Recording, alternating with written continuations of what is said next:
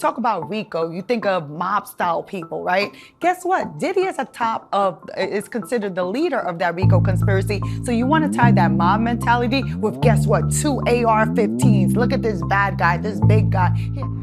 On day 8 of the trial, the courtroom wasn't just listening, it was reacting.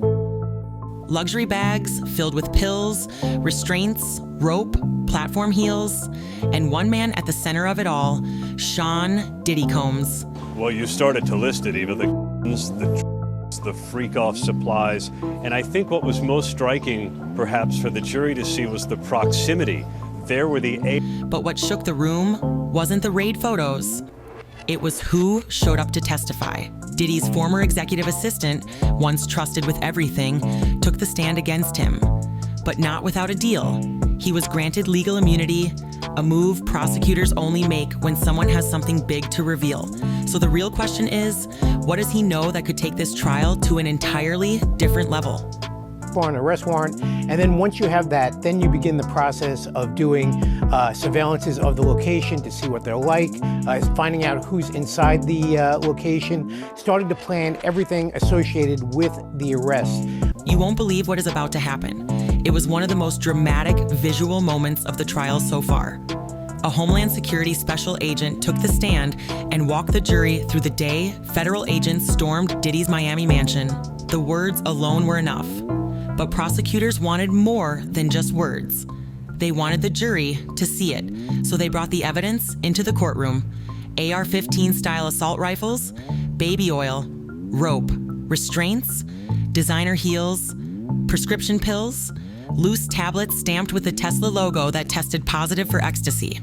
It was all there, not just in photos, but physically displayed in front of the jury. There were a few that were found inside the bedroom, as well as a total of 18 platform heels. What this is supposed to prove, we will find out, but it was a little bit more of the same in terms of what we've heard, but now the jurors were actually able to visibly see it. Throughout this time, when they're showing these and whatnot, I'm looking at Combs' expression. He's pretty stoic. One shelving unit allegedly held an AR-15 rifle directly next to baby oil and Astroglide. A red suitcase was found with a loaded. A wooden box on the bathroom sink was filled with pills and labeled Puffy. There were even motivational messages written on the mirror, positioned just above a table where agents say more substances were found. This wasn't just a raid, it was a scene, a setup, one that federal prosecutors argue wasn't accidental.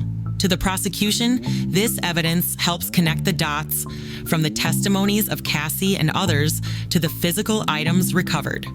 Their theory?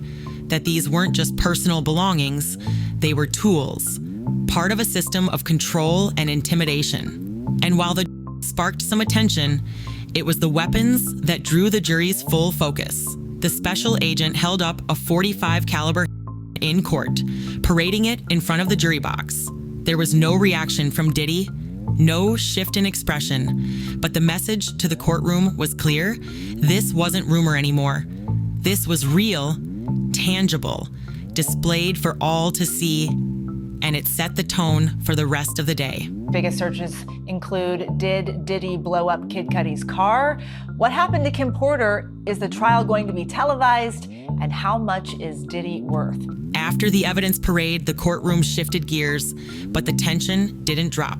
Dr. Dawn Hughes, a clinical psychologist specializing in trauma, took the stand to explain what might be harder to see or pills, the long-term emotional impact of control, fear, and manipulation. She didn't speak directly about Cassie or any individual involved in the case. Experts like her aren't allowed to diagnose or evaluate anyone in particular. But what she did say left the jury with a clear framework for understanding the behavior that's been described in prior testimonies. Dr. Hughes talked about how some people stay in controlling relationships, even when they feel unsafe. She spoke about psychological responses to repeated harm, like freezing, disassociation, or curling into a protective posture, all ways the brain tries to survive situations it can't escape. Those descriptions echoed what previous witnesses claimed they had seen Cassie do. Both Don Richard and Carrie Morgan told the court that during incidents of aggression, Cassie would curl up on the floor, silent, still, and helpless. Dr. Hughes said that kind of response is common in those who feel emotionally trapped. She also explained how financial control can play a major role.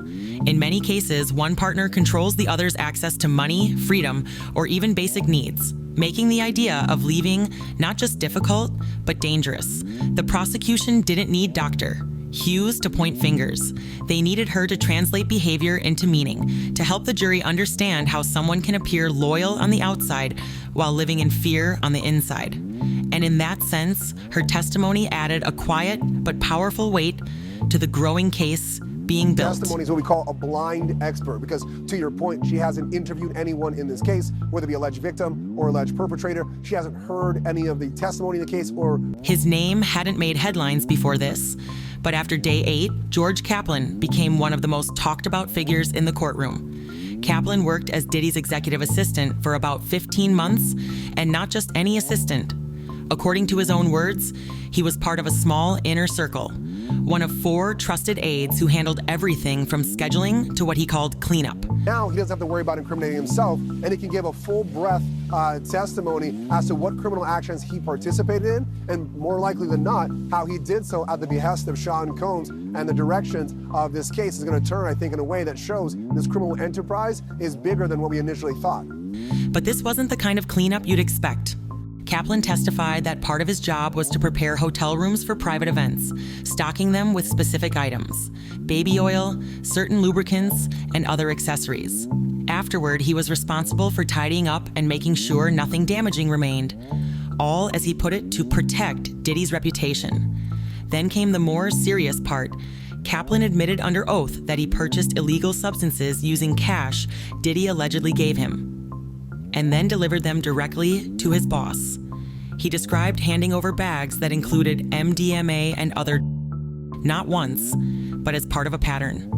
Before taking the stand, Kaplan requested, and was granted, full immunity. That alone turned heads. Immunity isn't handed out lightly in federal court. Prosecutors only offer it when someone has valuable and potentially self-incriminating information. And if anyone doubted how personal this was, courtroom observers caught a chilling detail.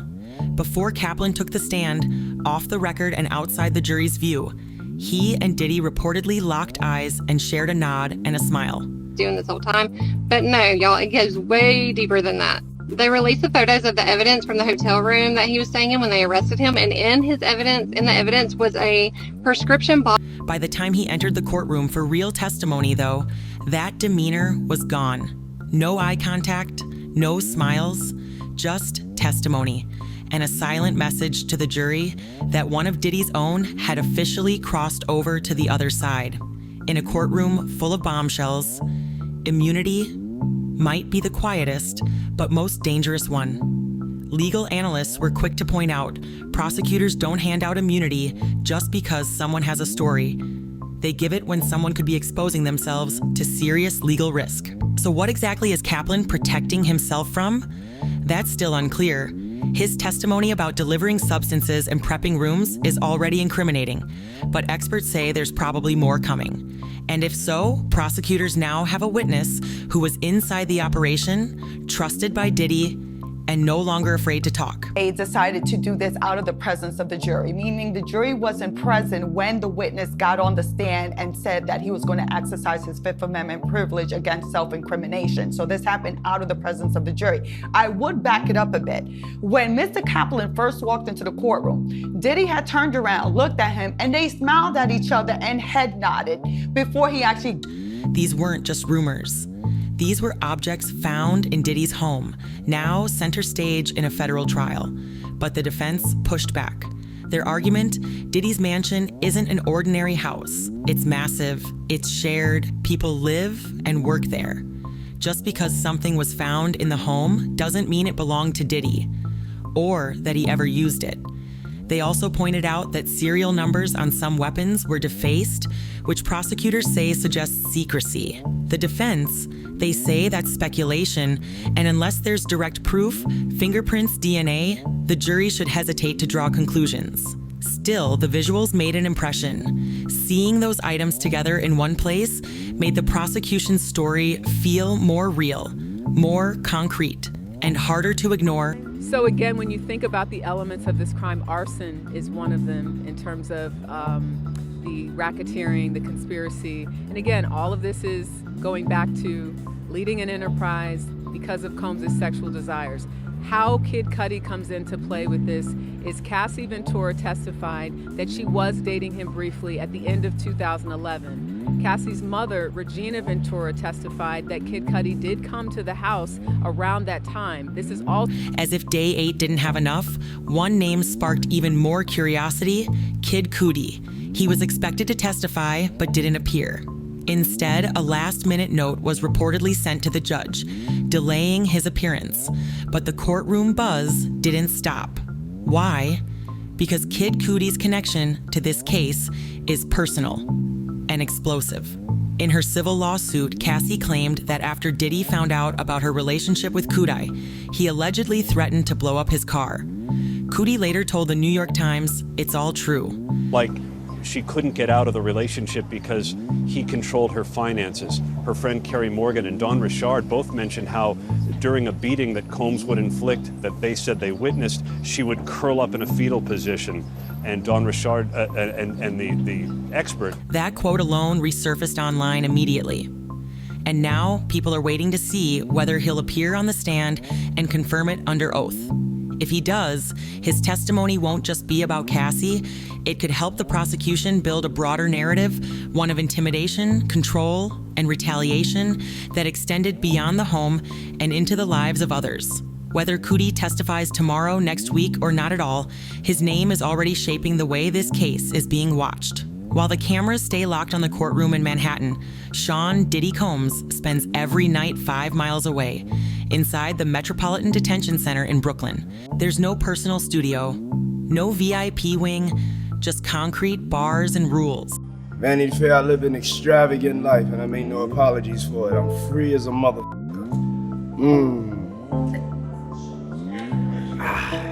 And while he hasn't been convicted, the federal system doesn't always wait. With the seriousness of the charges, Diddy was denied bail. And for now, this is his life. What comes next? That may depend on who takes the stand in the coming days and what they're willing to say.